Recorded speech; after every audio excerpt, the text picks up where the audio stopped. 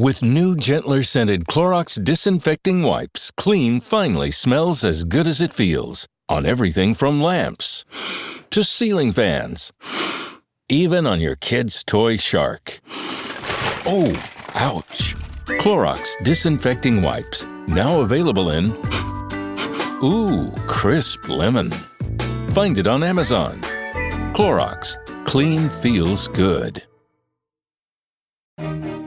Well, we were not prepared for this. The venue is full. However, the mission is bigger than the room. You can still join us. Due to the incredible uptake, our Responding to the Rebirth conference will now be live streamed. Book your online pass now at rebirthconference.net. You may not be in the room, but you can still be part of the response from anywhere in the world on Saturday, the 22nd of November. On the live stream, you'll get full access to all keynote sessions, panels and interviews with guests including John Lennox, Paul Kingsnorth, Elizabeth Oldfield and Al Gordon. You can take part in the Q&A. You'll get to take home recordings of all of the sessions and get a front row seat to what God is doing. A rebirth is happening. Let's respond together wherever we are. Book your live stream pass at rebirthconference.net. I remember going to see you in action opposite Richard Dawkins. That is palpably anti-scientific. Jesus actually claimed to be the Logos that created the whole universe. Making water into wine is really a triviality. Several letters from people that began their journey to faith in God that particular night. I seem to remember one or two occasions you've spoken of. People perhaps thought you had to make a choice. Come to my room. You give up your naive faith in God. Behind the Iron Curtain in the USSR. I could lecture in Russian in those days. And afterwards they would say, we hear you believe in God. Why? I was invited to debate with Christopher. The new Europe should prefer the new atheism. The new Europe was created by the fall of an atheist worldview.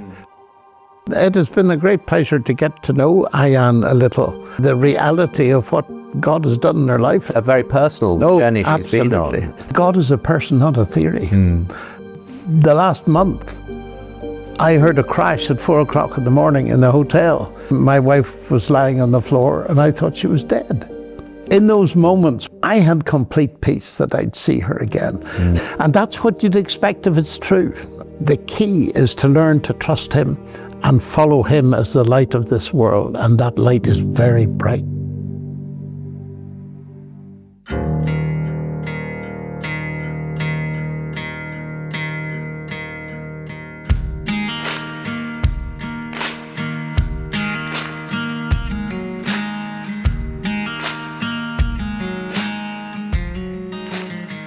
Hello and welcome back to the surprising rebirth of belief in God with me, Justin Brierley. And what a treat to be able to bring you a special interview today with the legendary John Lennox. He is Emeritus Professor of Mathematics and the Philosophy of Science at the University of Oxford and still going strong, thinking, writing and speaking at the age of 82. We sat down to talk about his life and legacy, from his own faith formation as a young Cambridge academic to debating some of the world's leading atheists over the past 2 decades. John has easily been one of the most influential figures who's helped me to think through science, faith and culture, and has also actually helped to shape the thesis of my book and this podcast on the rise and fall of new atheism. It's especially relevant that John's being featured on the show today, as this episode falls less than a week out from our Responding to the Rebirth conference in London on Saturday the 22nd of November. John's going to be featured among the varied speakers, helping those present to understand the times we're living through and how to lean into this new openness to faith. Paul Kingsnorth, Elizabeth Oldfield, Mike Royal, Al Gordon, Rhiannon McAleer and more are all going to be there, hosted by myself and Glenn Scrivener of Speak Live. So we've sold out of in-person tickets at All Souls London. In fact, we did that months ago, but you can still attend.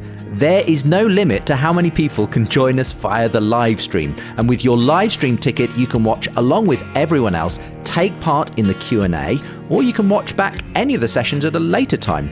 You get access to all of the videos, all of the sessions permanently, whether you're watching live or not. So get your live stream pass, go to rebirthconference.net and be part of this surprising rebirth. That's rebirthconference.net. Well, John Lennox is a renowned Christian thinker, professor and author. His output is prodigious. He's recently published a huge new tome titled God, AI and the End of History, and I believe his autobiography will also be coming out next year. Well, today's show perhaps serves as a teaser for that, as we cover much of his life, his career and his ministry. And John just tells so many stories so well. So I hope you enjoy today's episode 27 of season 2 of The Surprising Rebirth of Belief in God as much as I enjoyed recording it. This is John Lennox on engaging atheism and commending Christ, recorded in the beautiful setting of Yarnton Manor, Oxford.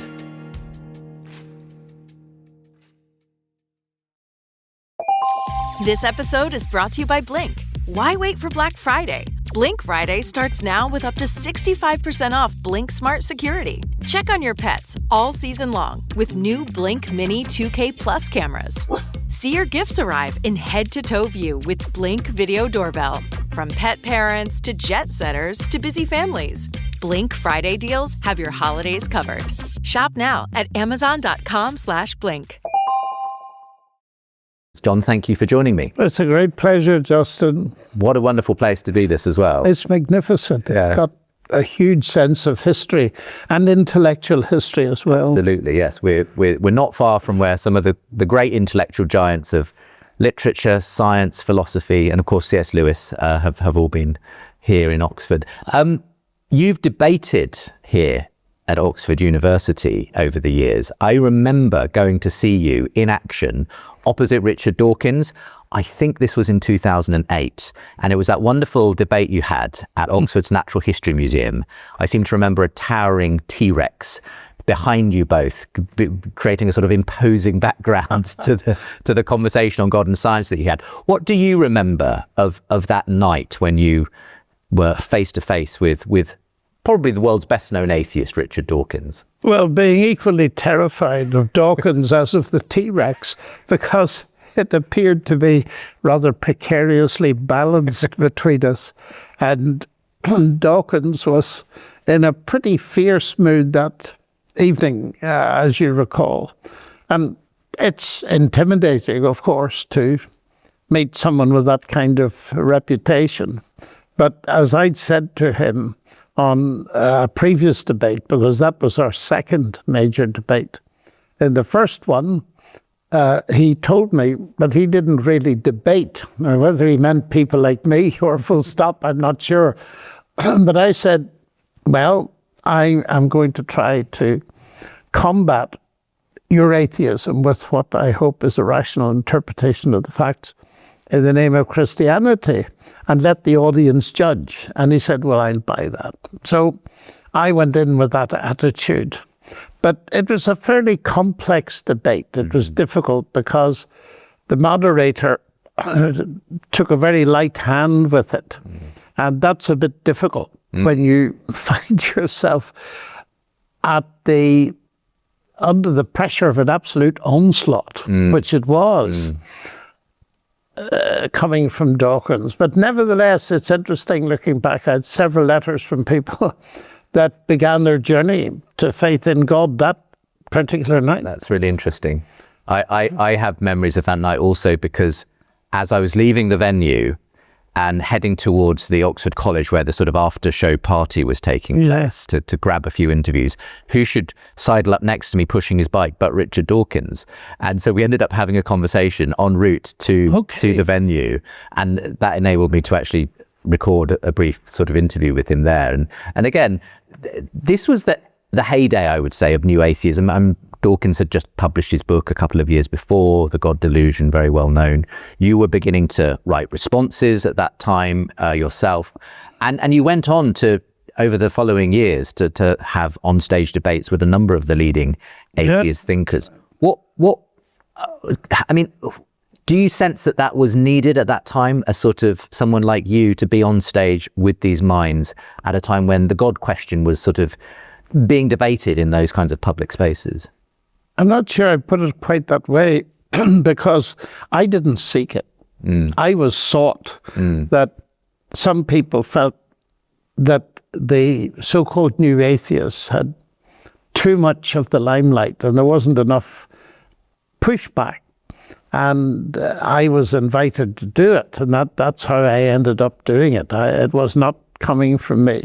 But I should mention that looking back on that night, I regret so much that I hadn't genned up properly on one particular issue. I don't know whether you remember, but when I arrived at the Natural History Museum for the debate, I suddenly recalled, as best I could recall, that the actual museum had been built with the proceeds from the Oxford University Press's production of the Bible and had been dedicated to the glory of God in his creation.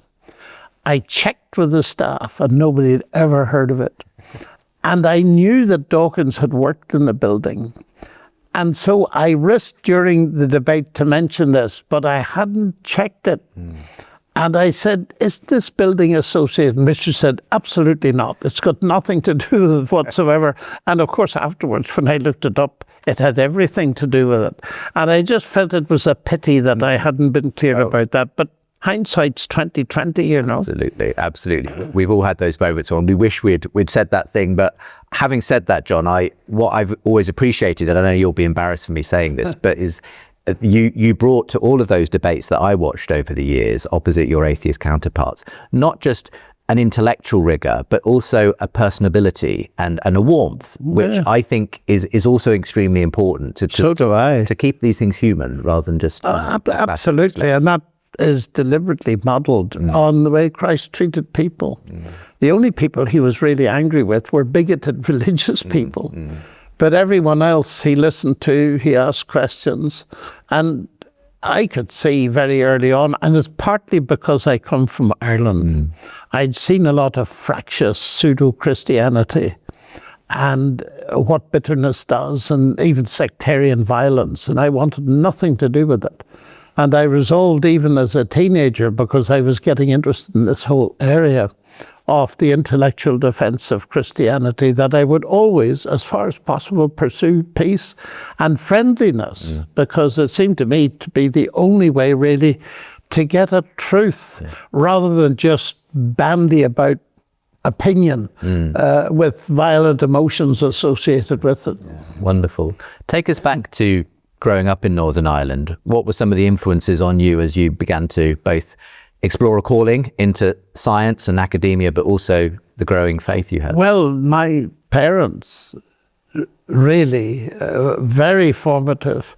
Dad, Mum, who'd never had much of a formal education. My mother had more than my father. She actually taught shorthand and typing and practical business type subjects. Dad was refused an education. His father just said, we've a shop to run, and you're going to have to run it with your brother. They would have given his right hand. He was a person who much preferred to be immersed in a serious book of theology than looking after the shop. And so, in a sense, he lived life through me and gave me every opportunity to go to Cambridge and so on. But there were key things in their lives that stood out. Two in particular. One, their attitude to other people. And that was seen in the fraught and fragile situation in Northern Ireland of sectarianism, where the business eventually, the shop, was the subject of pretty violent IRA attacks and bombs, one of which nearly killed my brother. But earlier on, I could see, because I knew the staff in the shop, I went in often because they had a lovely coffee bar, actually the only one in town. And I could see that my dad employed both Catholics and Protestants. And that was a risky thing to do. The city was very divided, polarized. And I asked him why he did it. And he said that he read in Scripture, in Genesis that all men and women, irrespective of their worldview, were made in the image of God. And I never forget how he rounded off his statement. He said, I intend to treat them like that. Now that burned its way into my mind, and I tried as best I could, but he lived it, you see, and paid for it. The second thing was, and it was equally important, they loved me enough to allow me to think. And although they were strongly convinced Christians, they were convinced on the basis of scripture and evidence, and they opened up the biblical world to me in a mind-expanding way. Never have occurred to me that Christians were bigoted, certainly, but there were plenty around, but not my parents, because it led to history and all this kind of stuff, and they encouraged me to read very widely, even way outside Christianity. And many people have heard the story where Dad gave me a book once, nice. I said, what is it? And he says, it's a Communist Manifesto. I said, have you read it? He said, no. But you should read it. Why?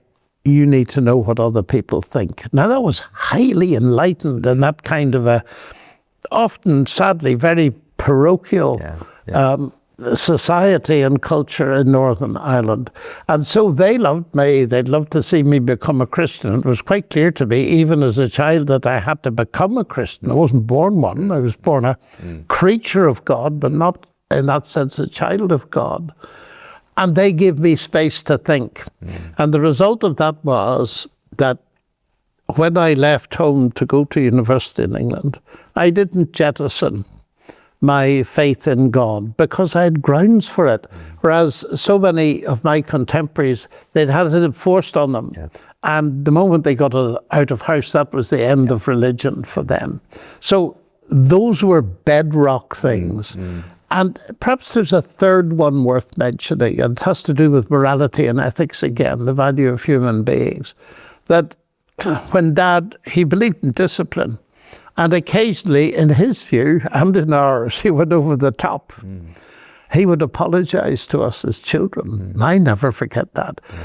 And what that got across was, here's a parent who feels there's a standard outside of him, that he's not the absolute standard to which he must conform, and if he doesn't, he'll even apologize to his children.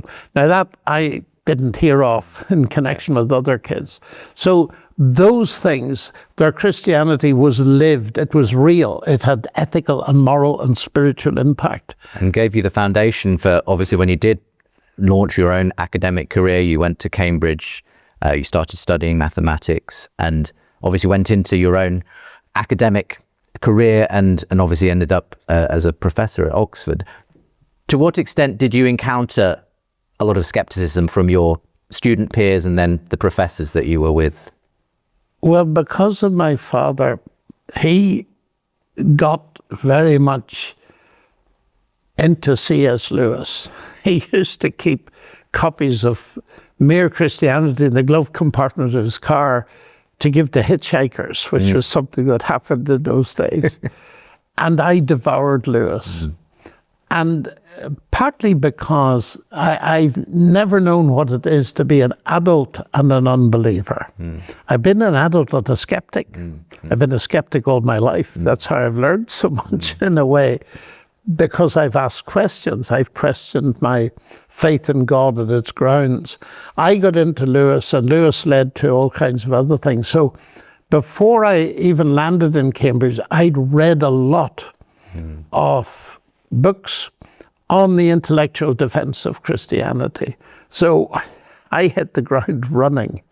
And I remember at the very first meeting, it was a Christian Union, they called it a freshers' squash, what an awful name, where some local Christian introduced the Christian faith to the students.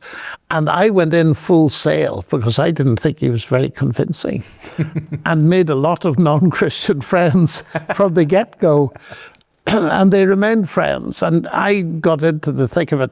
And I think what was behind that, Justin, was I had a very clear conviction. Not that Christianity was a helpful religion, but it was true. It was the truth.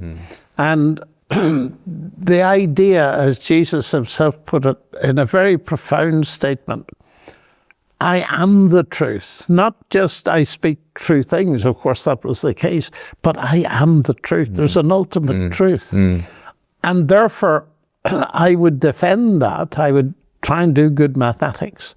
But I wasn't going to compromise that belief in truth. But what I was going to do was get to know people, usually by playing Socrates and asking questions, who did not share my worldview. And I've been doing it ever since. I seem to remember one or two occasions you've spoken of where that happened, you know, at high table as a sort of scenario where perhaps people thought you had to make a choice between your faith and being a intellectual. There's one famous occasion, but that wasn't in Oxford, it was in Cambridge. Although it happened many times in Oxford to a greater or lesser degree, but this was a greater degree. This was my first meeting with a Nobel Prize winner at a feast, a lovely meal, and I never met one before. So I chatted to him like Socrates would have done, I hope, asked him about his work. And he was waxing eloquent about this brilliant piece of work that had won him the Nobel Prize. And I said, while you were doing this, did it ever occur to you that there might be a mind behind the universe and behind these mechanisms? And his demeanor changed instantly. He didn't like the question and he said no, and it struck me that he was dodging it. And that was the finish. He just turned to his neighbour, didn't speak to me again for the rest of the meal. But after the meal, he said, "Lennox, come to my room." It was no invitation.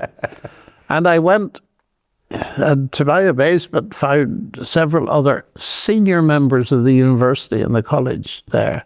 And it's hard for me to recall exactly what happened, but what I seem to recall is sitting down while they stood. That's with me.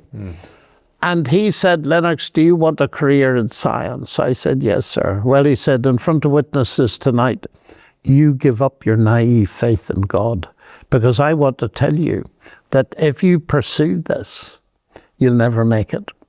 You'll suffer in comparison with your peers, and you just get nowhere. So give it up and hear the witnesses."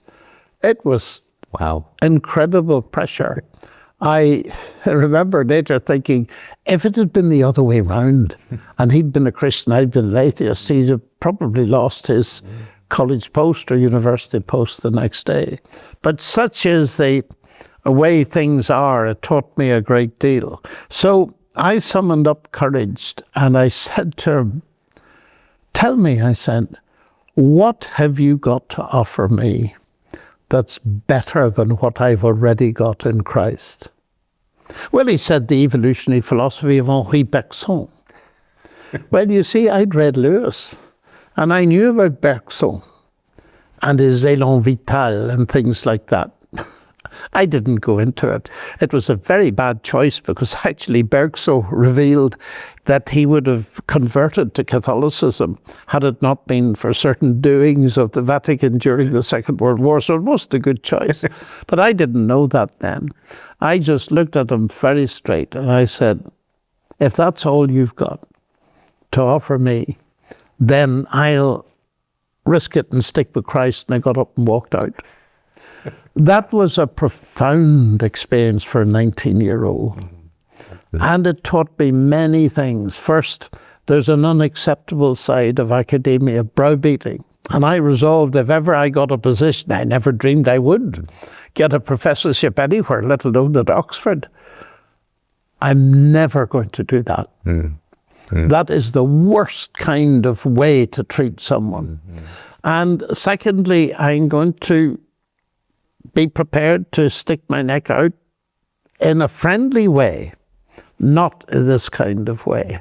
So my mind was teeming with all kinds of things. But looking back, I think it probably formed a pretty serious turning point.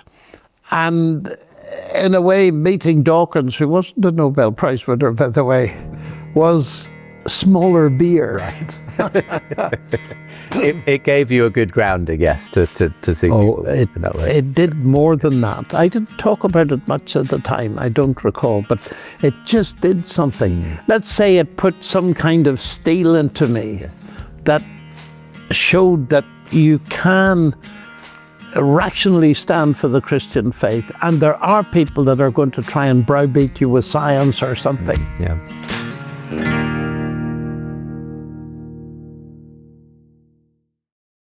Hi friends, I recently received this review of the podcast from Laszlo, who wrote, "What a great collection of interviews this is. Great job." And a recent convert also left a review saying, "It's taken me 50 years to find God. Better late than never."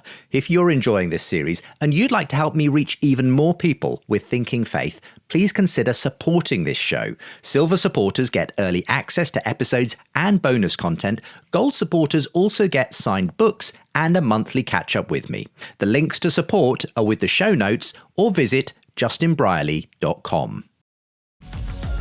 Say hello to the all-new Alexa Plus and see how Alexa can do so much more for you.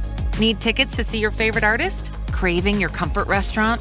Just sit back, relax, and talk naturally. Alexa's on it. It learns your style, anticipates what's next, and makes it happen across Echo, Fire TV, and more. Learn more at amazon.com/new Alexa. This episode is brought to you by Netflix. New players, new games, new rules. Squid Game, The Challenge returns for a gripping second season. 456 contestants from all walks of life, competing in the ultimate test of strategy, alliances, and endurance. For a life-changing prize of $4.56 million. With stakes this high, why make friends when you can make millions? Catch up on the latest episodes, now playing only on Netflix.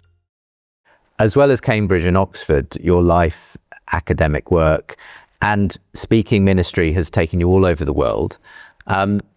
What people are less familiar with, I think, is some time that you spent actually behind the Iron Curtain in the USSR, in Eastern Europe, especially sort of engaging your intellectual peers in those places, but obviously in a place where, Christianity was almost outlawed at some level. What were some of the experiences you remember from that very unique experience? Well, there are two separate things.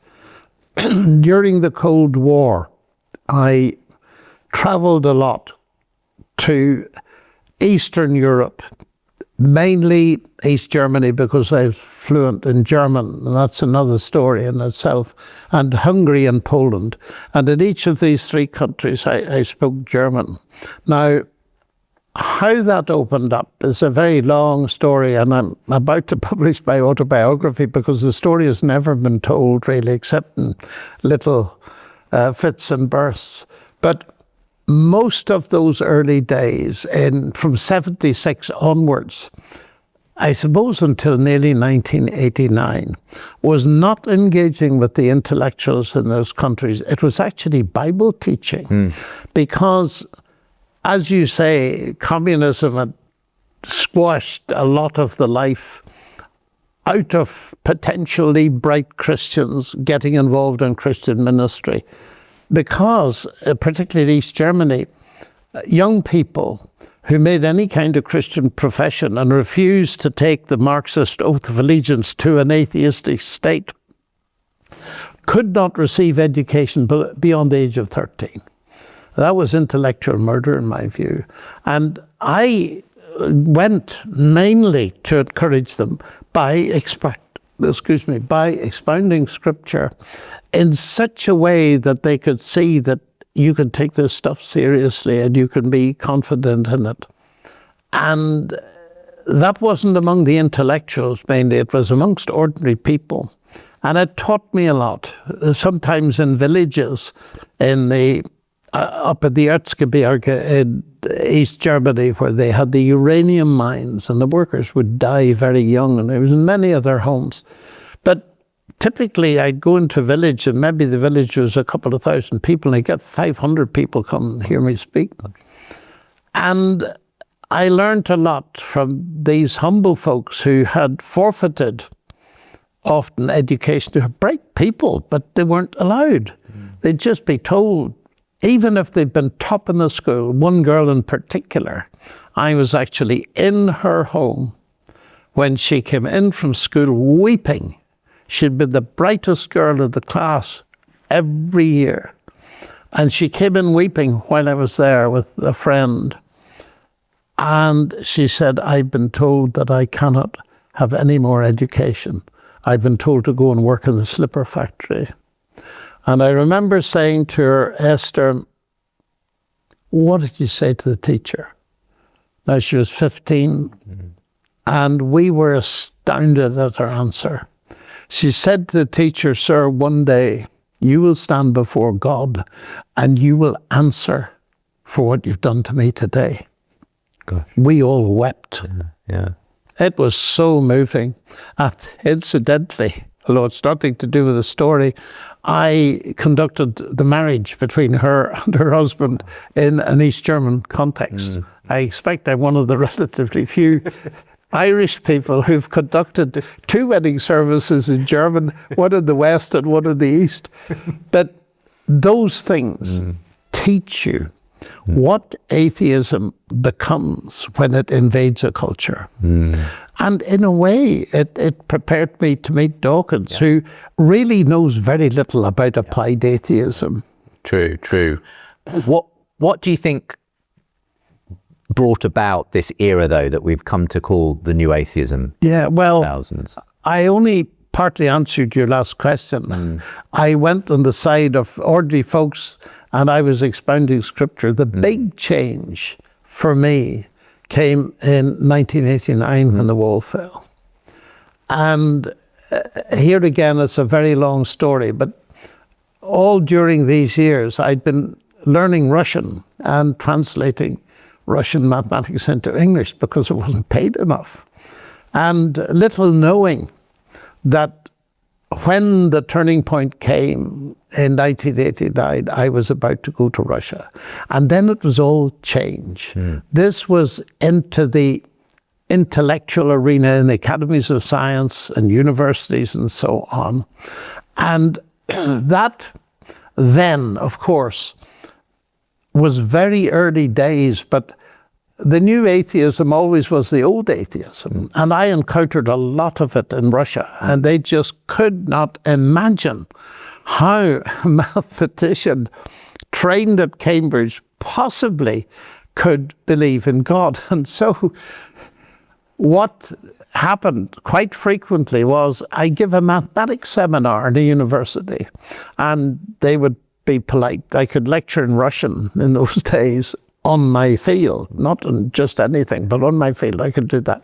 And it opened every door, of course, for me, because not so many people could do that. And afterwards they would say, well, can we ask you other questions? And I said, sure. We hear you believe in God. Why? And you spend an hour in a math seminar. That would never happen in Oxford, Cambridge, or anywhere in the United States, but it happened in Russia again and again. And I got the opportunity to go on a Royal Society exchange to, well, it was just the end of the Soviet Union then, to the academies of science in Russia. And I went for 2 months so that Russian mathematicians could come back to the UK, because they were brilliant in my field, the Russians. And the agreement was that if I went for a week, a Russian could come for 1 week, and it was very strict. Now, this is another long and fascinating story where I believe God directly intervened. But anyway, I went for 2 months, mostly to Siberia. And there, the possibility of interacting with serious-minded people who were atheists. And I'll tell you one story about that. They forced me to speak Russian. I learned a lot very rapidly, and invited me into their homes, their little flats, almost every night of the week. And their linguistic capacity was pretty well nil. It had to be Russian or nothing else. So hands and feet and trying my best. And once I tried German and they were scared stiff. I remember a Russian saying to me, you ought not to be able to speak German like that. Wow. I'll never forget that. So I stopped. It was something to do with the memory of the war, you see. Yeah. So I remember one night being in the home of a very bright mathematician. I met all kinds of dissidents that had been in the Gulag. One very amusing evening. I said, "You don't seem to resent being in the Gulag." Oh, he said, "No, all the brightest people were there. It was the best university." But he said, "Don't go there now. They're all criminals." Wow. I never forget that. But in that setting, I met some very bright people. And one night I was in the home of an applied mathematician. And at the end of the evening, he said, "Everybody here knows me well except our guest." And he said, "Tonight, I have heard arguments to which I have no answer. I used to think that Christianity was for old people who wanted some kind of crutch, but not for intellectuals and certainly not for university professors." But he said, he turned to me, "You must give me time. Nothing that I have been taught enables me to cope with this kind of reasoning." Gosh. Which was fascinating. And I learned, and afterwards I noticed it because I looked for it, that in fact, a lot of their education had been simple rote learning. It wasn't training to think. They hadn't been taught to think. And in later years, I actually got involved in their education, but that's another story. It's too big for this conversation, I think. But when it comes to then the form of atheism that you've interacted with in the West largely, which has not been, as it were, that politicized sort of institutional atheism of communist Soviet states, what have you tended to encounter there? And is there any overlap? Because were those folk you were interacting with in Eastern Europe, were they under the impression that science is in conflict with God and those sorts of tropes that the new atheists have frequently? Oh, very much so. Yeah. Very much so. But they'd no rationale behind it. Did you encounter any more rationale in your Western counterparts I suppose I did, because some of them had been trained to think. I'm not sure that all of them had been. But the new atheism was an aggressive phenomenon, marked by aggression, and that's why it faded, I think, largely, as you have very well documented in your writing. But it was aggressive for a time and whipped up aggression because its leaders really believed that this was the way to flatten religion and get rid of it. It was a very serious mistake. Even from an elementary practical point of view, you don't get anywhere by inspiring hate, basically, and ridicule. It's not the way to deal with intelligent people. But all of this that I had learned was in the background when suddenly you get the arising of Richard Dawkins and Christopher Hitchens and the others.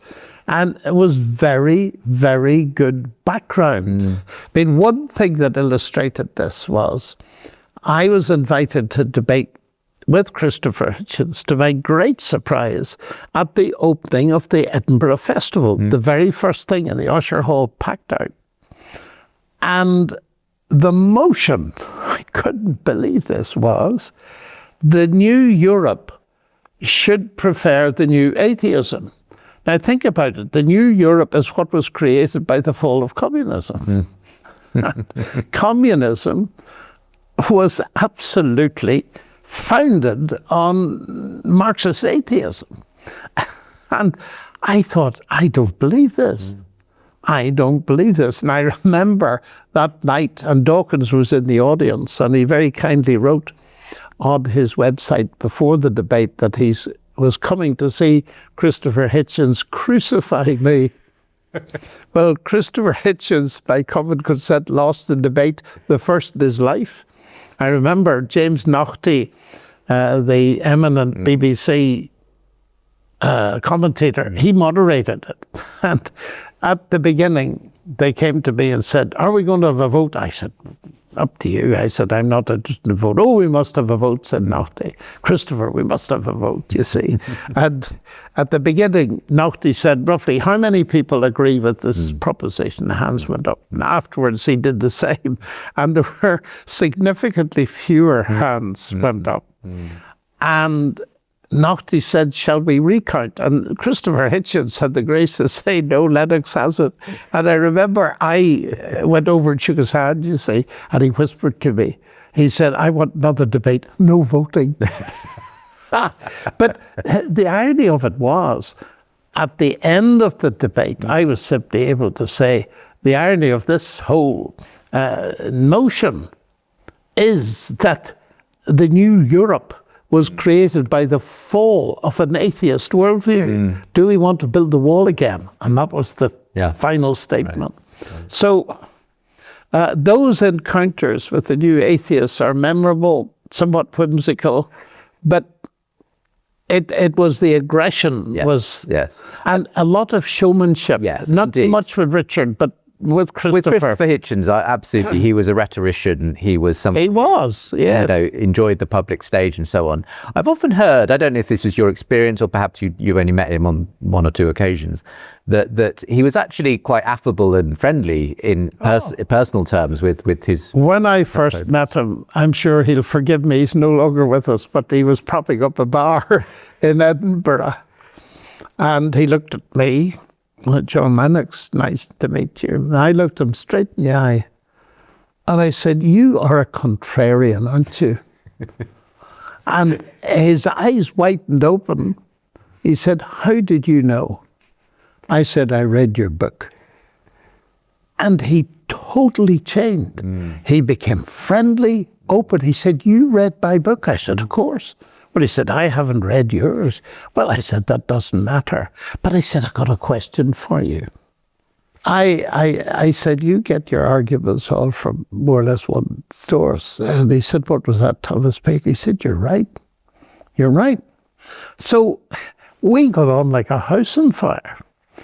And I realized that the rhetoric and so on, that behind the scenes he could hold a very lovely conversation. I actually liked him. Yeah. The problem came when he drank a bit too much, and then it could get difficult. But I think Christopher would have debated me all around the United States, you know, because we did have a second go at it. And I remember that very well because he quoted, he was no scientist, of course, he hadn't a clue, and he quoted the famous Scottish Enlightenment philosopher on David Hume, saying that Hume had nailed the whole concept of miracles and the supernatural. And I was very forthright in the debate, and I said, that's nonsense, Christopher, and I can explain that to you very simply, and I did. And afterwards, we had a meal together. He said, you were a bit hard on me about Hume.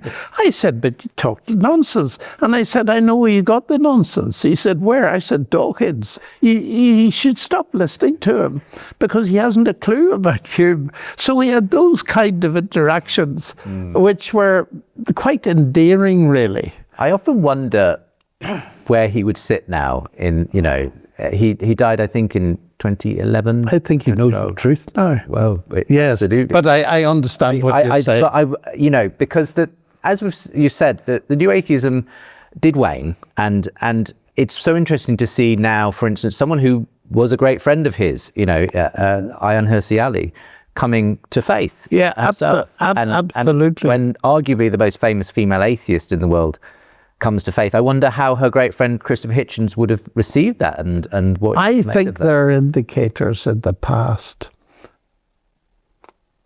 The man that organised most of these debates for me, Larry Taunton, of Birmingham, Alabama, got to know Hitchens very well and went on a road trip with him. You may not know this. And it was a long road trip. And he asked Christopher to read out loud in the car the Gospel of John, which Hitchens did. And Larry interacted with Hitchens quite a lot and actually wrote a book called The Faith of Christopher Hitchens, which was lambasted by, sadly, the British press who'd never read it. It's a very interesting book. And Hitchens on one occasion is on record as saying, if every Christian in the USA were like Larry Taunton, this world would be a very different place. Now, in his towards end of life, he was cared for by the director of the National Institute of Health himself, Francis Collins, who is a Christian believer.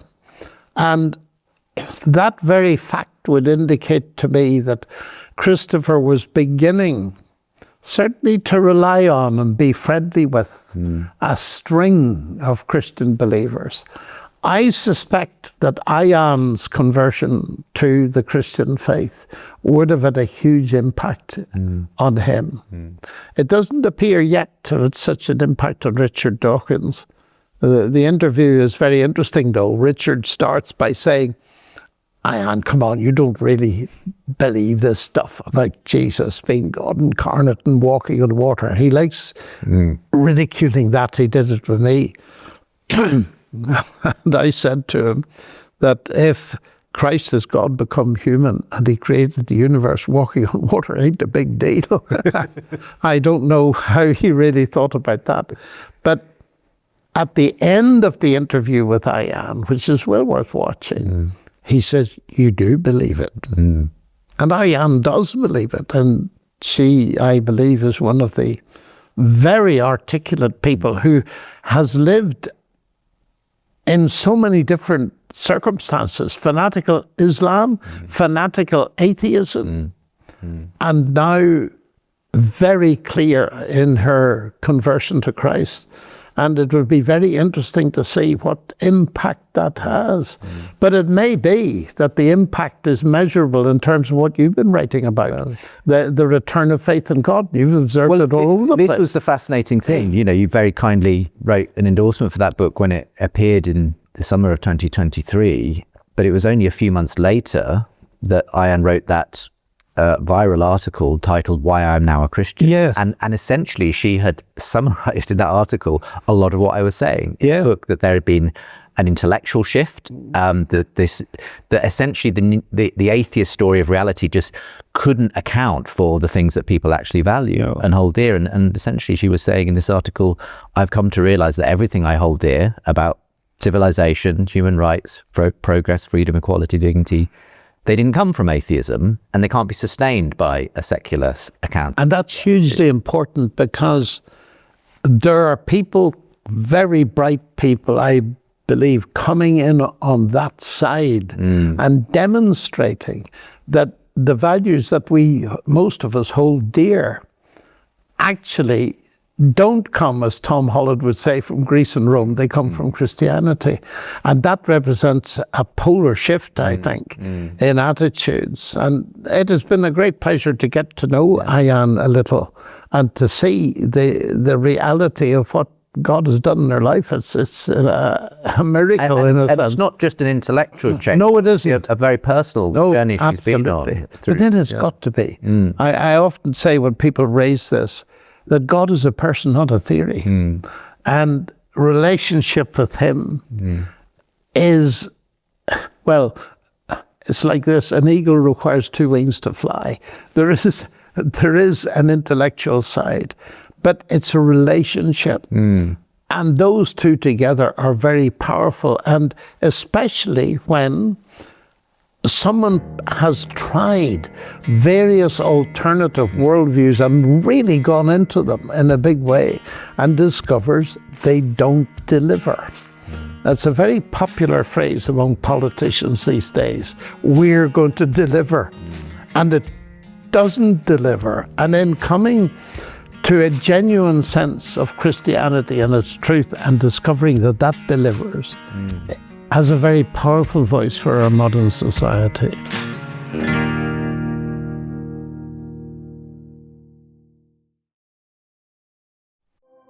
I turned off news altogether. I hate to say it, but I don't trust much of anything. It's the rage bait. Yep. feels like it's trying to divide people. If we got clear facts, maybe we can calm down a little. NBC News brings you clear reporting. Let's meet at the facts. Let's move forward from there. NBC News, reporting for America. This podcast is brought to you by Carvana. Carvana lets you buy your next car on your terms. Explore a massive inventory online, filter for what matters, and find your perfect match. Then choose delivery to your home or pick it up at one of Carvana's iconic car vending machines. Every car also comes with a 7-day money-back guarantee, so you can make sure it's the right fit. Buy your car on Carvana. Delivery or pickup fees may apply. Limitations and exclusions may apply. See our 7-day return policy at Carvana.com. Carvana. ¿Hablas español? Sprichst du Deutsch? Kan du norsk? If you used Babbel, you would. Babbel's conversation-based techniques teaches you useful words and phrases to get you speaking quickly about the things you actually talk about in the real world, with lessons handcrafted by over 200 language experts and voiced by real native speakers. Babbel is like having a private tutor in your pocket. Start speaking with Babbel today. Get up to 55% off your Babbel subscription right now at babbel.com/Spotify. Spelled BABBEL.com/Spotify. Rules and restrictions may apply. I wonder if we could change gears slightly and look at one of the key arguments that certainly the New Atheists made, and that probably is the one that stops most everyday people probably in their tracks when it comes to God and faith, and it's the problem of suffering. Yes. Something that you've written on, I have. Spoken on, something that I aren't, and most people are very familiar with in one form or another. I suppose everybody comes to that question in different ways and has different ways of solving the question. When you've been asked this particular question, how can a good, loving, all-powerful God allow the kind of suffering that inevitably we encounter in this world? Where do you begin with that question, John? Where I begin depends on whether the person is thinking about suffering or actually suffering. Because the first demands, at least initially, an intellectual approach, whereas the second demands a pastoral approach. And the difficulty is, if you throw everything together and just think in terms of people who are watching suffering, as distinct from those who are actually going through it, I think one fails to see, first of all, how difficult it is. And I think this is the hard question. Without any argument, it is the hardest question any worldview faces, not only Christianity. So if it's the intellectual side, how can a good God, etc., etc., etc., then I will ask philosophical questions. For example, where does their concept of goodness come from in the question?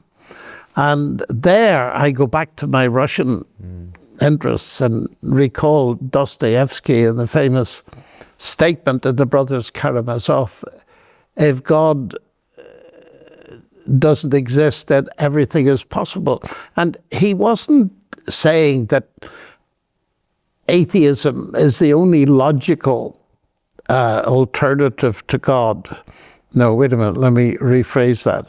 What he was saying there was that atheists, if you follow atheism to its logical conclusion, it seems to rule out the possibility of goodness, because everything is arbitrary and there's no reason for anything at all. Everything's absurd. It's just come about by irrational, mindless forces and all the rest of it. Well, we know that. In the sense that it's been rammed down our throats by the new atheists. Dawkins' famous statement that this universe is just like you'd expect it to be. It's a very well-worded statement. If at bottom there's no good, no evil, no justice, DNA just is, and we dance to its music, more or less that. So that his atheism removes the concepts of good and evil. Now, if you stand there, you have a problem. Because why object to the evil in the world if actually you're talking about a non-existent category. So that's one thing. Now, I have a problem because I do believe in God still. And what I then begin to talk about is, first of all, atheism seems to have a huge philosophical problem. But when you come round to the situation of people who are actually suffering, I emphasize very strongly, I don't see simplistic answers, certainly not at the philosophical level. But then I come back to what I said earlier, Justin, that God is a person, not a theory.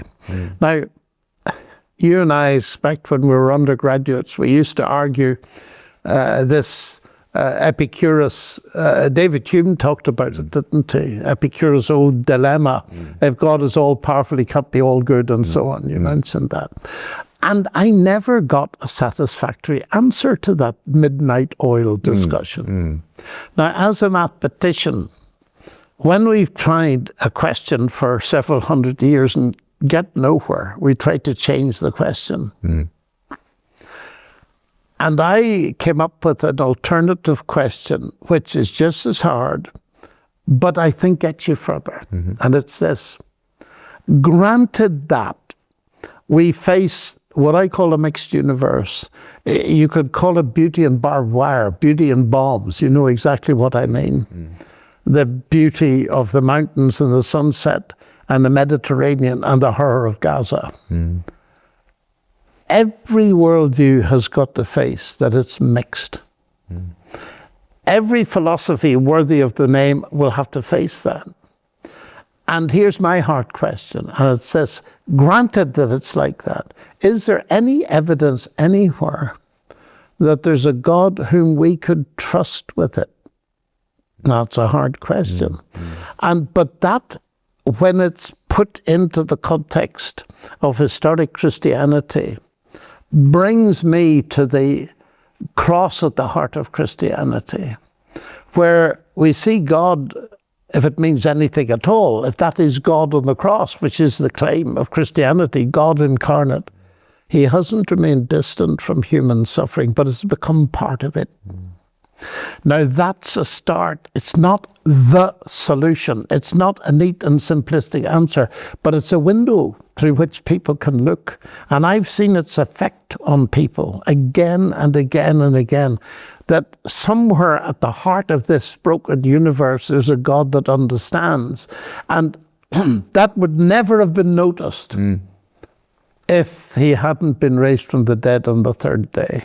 And that is what transforms my whole attitude to that and gives me hope. But it doesn't mean that the problem disappears.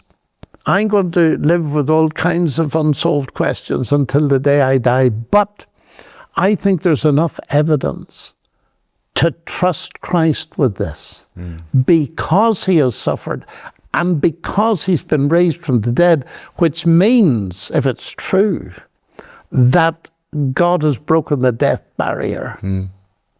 And that is where I find my hope. Now, there's a great deal more to be said, as you know, but it seems to me, from a pastoral perspective, that helps people begin to reflect on something that can give them hope. I remember I went to New Zealand the same week as the earthquake. I had to change all my talks. Earthquakes, why? And I remember talking along these lines at one of the biggest congregations that have been seen in a Baptist church in Christchurch. And we had all kinds of warnings at the beginning about aftershocks and this.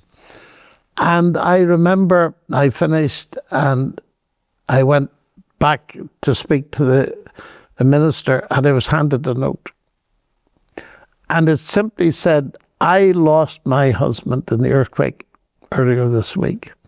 This is the first thing I've heard that's given me any hope. And I thought, well, that's it.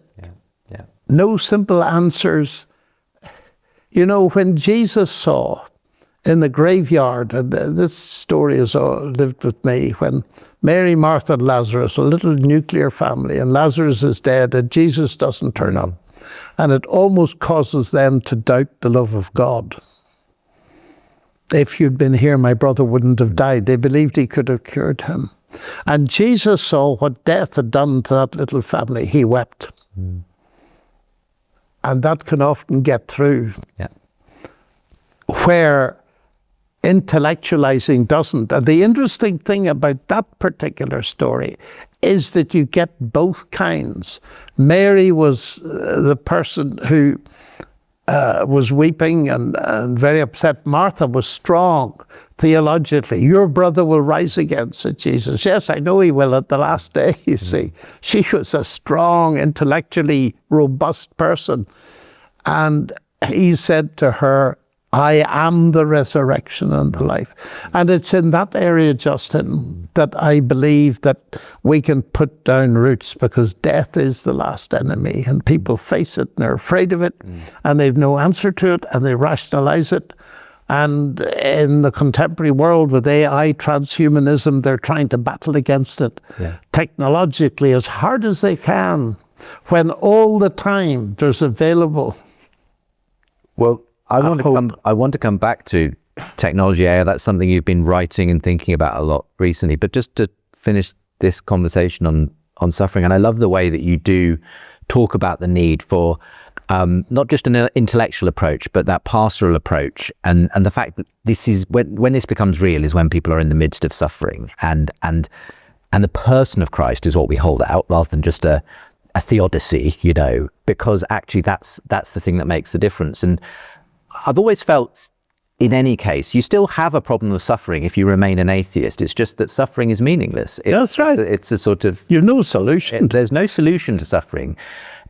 On the Christian level, it is a great mystery. It remains a great mystery, but there is a hope that there is some kind of we can make sense of it at some level, and that there's a person that we can cling to, if you like. And it's hugely important. I mean, I can specialize. Within the last month, I heard a crash at 4 o'clock in the morning in a hotel. I went into the bathroom, my wife was lying on the floor, and I thought she was dead. And she then spoke, and there was a huge relief. But in those moments where I thought she was dead, I had complete peace that I'd see her again. And in my experience of these near-death experiences, if you like, both in my own case and hers, I have sensed that peace, and so has she. And that's what you'd expect if it's true. Right. That's it. That's, in a sense, it's still a scientific thing. It's the empirical evidence that you need to show. Of course it is. So this works. This is true. And it's important because coming back and wearing a scientific hat, people often say to me, look, you can't possibly buy into this Christianity stuff because Christianity is not testable. Of course it's testable. This is just what you've been referring to. If it didn't actually work in daily life, I would not be remotely interested. And that's coming back to the story of Ayan, that, you know, that we see again this tension between, obviously there's been an intellectual journey she's been on, but it was in the crux of her own despair, a meaning crisis really, that she's spoken of quite openly. And therefore she's a very important spokeswoman for this particular thing. And it's very real when you listen to someone who's been through it. Yeah, and she as I understand it from listening to some of the interviews she's given about this, you know, she was in despair, nihilistic, gone through a number of counsellors and therapists. Only when one sort of challenged her to say, have you thought about praying? Because I think you're intellectually bankrupt is the way. Spiritually bankrupt. Spiritually bankrupt. Spiritually bankrupt. And she said, but I can't pray. I don't believe in God. The God I was raised with was a monster. And this person said, well, what kind of a God might you be willing to believe in? And Diane started to describe a God she might be willing to believe in, and realized she was describing Jesus Christ. Amazing. And then that seemed to be the key, sort of a person, Jesus, and praying and start trying, testing whether this thing could hold you. And suddenly the lights came on. And it's a miracle. It is a miracle. And you see that her conversion through all these experiments, through all these experiences is immensely confirming to me, who haven't necessarily been through the same journey, but can see evidence of a person who's transformed their worldview now for a third time and come to rest in the truth of Christianity. It's extremely powerful. Just as we begin to wrap up our conversation, John, you've referenced already, actually, you've been through some difficult times just recently with Sally, and I was so sorry to hear about that moment you had, but the peace that was evidently there as well. How do you, as you encounter increasingly, you know, the fragility of life, the difficulties that come, and just the suffering that is inevitably part and parcel of all of our experience, where does your hope, and how do you sustain yourself as you go into that? I sustain myself by reminding myself very frequently of what is the key hope of Christianity. Hope's a very interesting concept. And as I understand it, it means expectation for the future. It refers to the future. And Doctor, is there any hope, is the question we ask. And the New Testament uses it a great deal. And one of the central statements is made by the Apostle Peter. We have been born again unto a living hope through the resurrection of Jesus from the dead. And there are several things in there, but one of them is the resurrection of Jesus is not merely a fact in history that has no implications. It means that we should take seriously his claim to be the Son of God, and he has promised. And this is where I rest my hope. He has promised to anyone like you or me who accepts that this is evidence that he is the Lord of creation and trusts him. And that's the key thing with their life, not trust their own effort or their own religion or whatever, but trust him for salvation as the one who's done something about it on the cross and in his resurrection. Then he says, I will raise you up, which is an incredible thing if it's not true. And the irony of it is, I have been, as you said, very interested in the hopes generated by the transhumanist movement, and in particular by Yuval Noah Harari in his book Homo Deus. And he's saying, well, 21st century is going to see two big things happen. One, the abolition of physical death, so that humans won't need to die, though they may die. And that'll be a medical thing because it's just a technical problem. And secondly, the enhancement of human happiness by bioengineering and all that kind of stuff. And when people come along to me with that, I smile at them and say, you're too late. And they said, but we haven't got there yet. How could we be too late? I said, you're too late because the solution, the solving of the problem of physical death, if you put it in those terms, happened 20 centuries ago. It's there if only you had eyes to see it in the resurrection of Christ. And as for enhancing human happiness and uploading us into some kind of state where we will have a sort of eternal life. Well, Jesus promises that. And I said, I'm looking forward to the greatest uploading in history. And there's more evidence to back it up than the transhumanist program.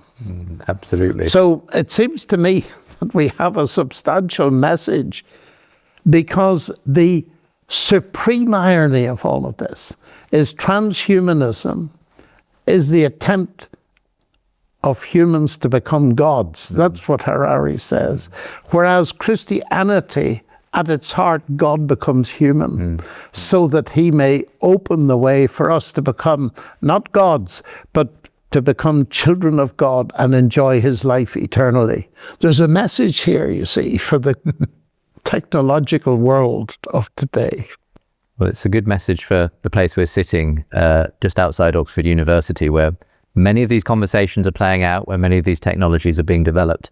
And the question ultimately of whether we can save ourselves through our own efforts, through technology. I suspect, I agree with you, John, that ultimately we need someone outside of us and our abilities to do that. That's absolutely true. Jesus gave the solar system as a parable once, and many people have not noticed it. the disciples, and it's in connection with the story of Lazarus. And Jesus was away from where they lived, and he got a message that Lazarus was sick. And eventually he said, let's go to Judea again. And the disciples said, no, you're suicidal. And he said this, and I've always found it very interesting. He said, are there not 12 hours in the day? If a person walks in the day, he or she sees the light of this world. But if they walk in the night, they can't see because the light is not in them. And it's as if Jesus was using the solar system as a massive parable to say, look, just as we sit here in Yarnton, we look out of the window, the world is radiated by a light that's way outside our world. And we are utterly dependent on the light outside our world. The same is true at a much deeper level. I am the light of the world, said Jesus. He that follows me shall have the light of life. You notice it's a moving light. And the trouble is, if I'm here and the light moves there, I'll end up in the dark. So the following of Christ as the light of life is, it seems to me, the exact opposite of the idea of religion, which is, I work out my own salvation. I do it my way. No, Christ has done it, and the key is to learn to trust him and follow him as the light of this world, and that light is very bright. Thank you so much for joining me for this conversation, John. My pleasure.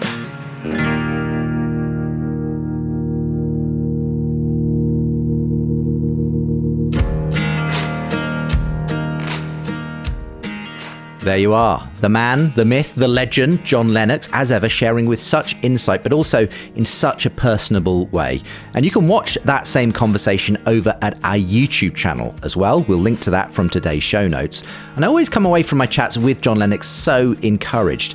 And if you can be part of the Responding to the Rebirth Conference this coming weekend, I think you'll come away very encouraged too, not only by John, who's among the speakers, but everything that's going to be shared this Saturday. We are living in a unique moment, a surprising rebirth moment, so do come and explore it together with us. As I've said, the room is full, but you can still be part of the day itself. Just book your live stream pass at rebirthconference.net and you can watch from anywhere in the world. You can join in the audience Q&A, or you can watch back at a later time that's convenient to you. rebirthconference.net. Well, before I sign off, gosh, what a lot of response we had to our Charlie Kirk debate episode a few weeks back between Nijay Gupta and Bethel McGrew. You can contact me, by the way, about any show you hear by emailing feedback@think.faith. And there are certainly a few people who did just that in response to that conversation on the legacy of Charlie Kirk. Is it inspiring a Christian revival or some kind of political rallying point for conservatives? So here's just a smattering of what you had to say in response. Karen Mulder in Indiana said, "Dear Justin, I found the podcast 2 years ago while searching for something to listen to outside of the American Christian echo chamber. I appreciate hearing the thoughts of those outside the US as they affirm that I'm not losing my mind or my faith, as I see things so very differently than most of my family and church community. I have many reactions to the Charlie Kirk podcast, but I will share only one in response to the comment from Bethel that Democrats support the things that God hates. It is this belief that, in my opinion, is not of God. I want to share that there is a pro-life movement in the Democratic Party, and 97% of the candidates in it won their elections in 2024. I hope and pray that believers will stop seeing people with differing opinions as their enemy, learning to dialogue and not just as an argument to be won. Thanks for all the great thought-provoking content you share." Thank you, Karen. An anonymous listener writes in, "Justin, the Charlie Kirk episode was missing something that I wish would be addressed. I think the part of this rebirth that concerns me is the role of new media. Bethel called Kirk incarnational at one point because he talked to people in person. But I would dispute that because he was often in front of a camera at the same time. As someone who probably agrees with Kirk on a few things, this is a major disagreement. If I debate a friend on an issue, political, theological, or both, I don't then post a video of that debate on YouTube with the title X owns Wokey. I would destroy my ability to continue to debate that friend. This isn't really a Kirk question, though. I'm surprised at all of our debates around proper worship in this country when we rarely discuss how much more the internet and the car seem to have transformed ecclesiology. Richard Dawkins in God and the Crisis of Freedom refers to getting a car as a sacrament of modernity because it allows us to escape our communities. Well, I would argue that the smartphone does the same thing and it radically changes ministry. Thank you very much.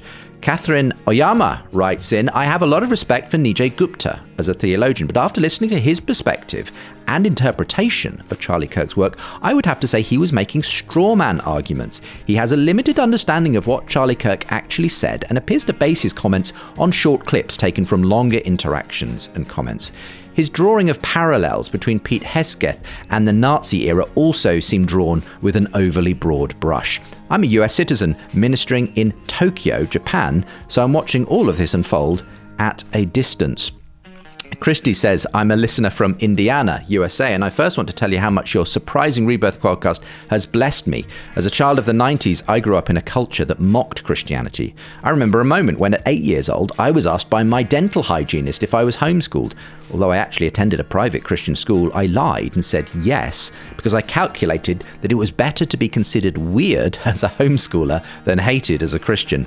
Recently, my boldness has grown and your podcast is a factor. I look forward to every episode and with each story find myself encouraged to share my faith without fear. But that's why I was so disappointed in the episode about Charlie Kirk. I saw the title, immediately played the episode with joyful expectation of hearing an in-depth, thoughtful analysis of the wave of conversions that have resulted since Kirk's murder, or perhaps interviews with converts. Instead, I heard arguing and quibbling about a handful of Kirk's statements. It had little to do with anyone's belief in God. I might have read such drivel on my Facebook feed. I don't wish to discourage you, but to invite you to try again. I still want to hear that analysis and those interviews, so I'll keep listening in hope of hearing how Kirk's legacy is affecting the surprising rebirth of belief in God. Thanks for all you do. Thank you, Christy. Sorry that you were disappointed by the episode, though of course we did cover, in one segment of the conversation, some of that conversion that you mentioned in your email. Here's one from Mark in Bradenton, Florida. Says, I'm a regular listener to the podcast. Greatly enjoy the open-mindedness dealing with important issues, especially like the intellectual approach you use, and appreciate the work you're doing. I had a strong emotional reaction, though, to your podcast on Charlie Kirk. Note the following observations. I was deeply disappointed in Nijay's perspective on Charlie Kirk's assassination. It appears he brought into the lie that Charlie was a racist and a Nazi. He mentioned his main resource to investigate Charlie Kirk was Google, of all places. Google is a completely biased search engine. For such a smart man, that was stupid of him to rely on Google. I was very offended when he mentioned what happened in Germany with the rise of Nazism in America. If there's any comparison, it would be the threat of the Nazi left. These are the people that killed or assassinated Charlie Kirk, not the right or people like President Trump, but he implied President Trump was the culprit for the rise of Nazism in America. And finally, another listener in Tokyo, this time Lex, who says, thanks for the Surprising Rebirth podcast. I appreciate the interviews and the intelligent take on the various topics offered. The most recent episode, in discussion with Nijay Gupta and Bethel McGrew on the Charlie Kirk moment, I was taken aback by the stance of Bethel that leftist policies are anti-Christian. On the contrary, I think that leftist policies, at least in the sense that I understand them, spring very much from Christianity in the way that Tom Holland describes in his book Dominion. I find it very difficult to understand the rejection of these values as anti-Christian by the American right. To me, this seems like a hijacking of the Christianity with which I'm familiar. I understood Nijay feeling hurt when Bethel tarred the American Democratic Party in that manner, and I hope Bethel reflects a little on that. If we must categorize the right and left in religious terms, I think it might be more accurate to classify the left as New Testament in terms of empathy, fairness, openness, multiculturalism, tolerance, nurturance, and the right as Old Testament, tradition, security, stability, loyalty. Both are Christian in the whole, but of course Christ enters the story with the New Testament. You pointed out the difference between the New Testament forgiveness of Kirk's widow with the hate thy enemies message from the president. The contrast was certainly clear. Thanks again and best wishes to all three of you. That's Lex in Tokyo. Thank you for all of those feedback emails, and as I say, look forward to hearing more of your thoughts and reflections going forward. And thanks to everyone who was in touch via our social media too. It was always going to be one of those conversations that sparked very different reactions, as I expected. By the way, if you're thinking, hey, I missed this whole conversation about Charlie Kirk, do remember you can keep up to date with all of our content from the Surprising Rebirth podcast and from Think Faith generally by subscribing to my newsletter. We don't send it too often, only every couple of weeks, but it's just a roundup of all of the good stuff we've been creating on video, podcast, and we've got a fantastic new show that we're going to be launching in 2026. So to keep yourself up to date, do subscribe. There's a link from today's show. I'll also send you a free chapter when you subscribe to the newsletter of my Surprising Rebirth book and my latest title, Why I'm Still a Christian. So again, the link for the newsletter with today's show. And with that in mind, please do consider supporting my work producing this podcast and bringing more thoughtful, thinking faith to seekers, skeptics, and believers. If you'd like to get on board as a supporter, as a monthly silver supporter, that makes a huge difference. But there's a nice perk too. You get early access to episodes and bonus content when you do that. In fact, if you become a monthly gold supporter, you'll get all of that plus signed copies of both my books and the chance for a monthly catch-up call with me as well. You can give via Patreon from anywhere in the world. That's one way to do it. But if you'd like to give tax efficiently from the USA, you can do so via our partner, Defenders Media. You get the same benefits, just a slightly different way. So you can click on the link in the show notes to start supporting in either of those ways. Thank you so much for doing so. Coming up next time. So I got baptized and I went under the water. And when I first came out of the water, I just felt overjoyed. And then looked down and saw people in the crowd, which I could never pick out individuals like that before. And so I looked past all the people and I could make out each individual flag. I could see what flags they were all the way in the back of the sanctuary. I confirmed to the pastor, I really can. I can see. Angels, demons, and extraordinary stories of the miraculous. The surprising rebirth of belief in God is not just intellectual, it's supernatural.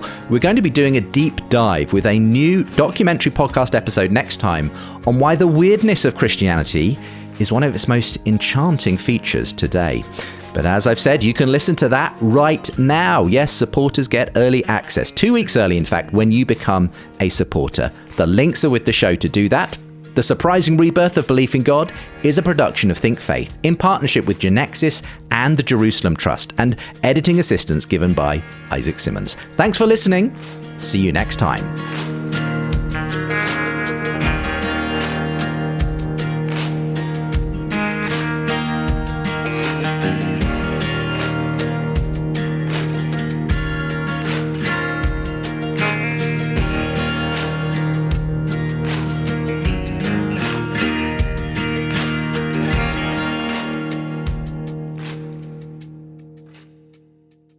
REI Co-op presents a perfect outdoor moment with the perfect gift.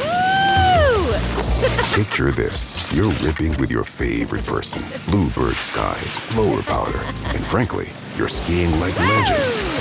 So sick. Another lap? Thanks to REI's curation, from lid to sticks, you nailed the gift. No way. How'd you know? Does it get more perfect than that? Give without guessing. Shop in store or visit rei.com. Running a business comes with a lot of what-ifs. But luckily, there's a simple answer to them. Shopify. It's the commerce platform behind millions of businesses, including Thrive Cosmetics and Momofuku. And it'll help you with everything you need. From website design and marketing to boosting sales and expanding operations, Shopify can get the job done and make your dream a reality. Turn those what-ifs into... Sign up for your $1 per month trial at shopify.com/special offer. Don't be left in the dark. Find out about our latest shows, upcoming events, and recent articles by subscribing to my Think Faith newsletter. It'll arrive once a fortnight, and I'll even send you the first chapters of both my books, Why I'm Still a Christian and The Surprising Rebirth of Belief in God, for free when you sign up. And if you want to support this show, you'll get early access to episodes and bonus content when you become a silver supporter. Gold level supporters also get signed copies of both those books and the chance for a monthly catch-up with me. Your support makes a huge difference. The links for the newsletter or to support are with the show info, or go to justinbrierley.com.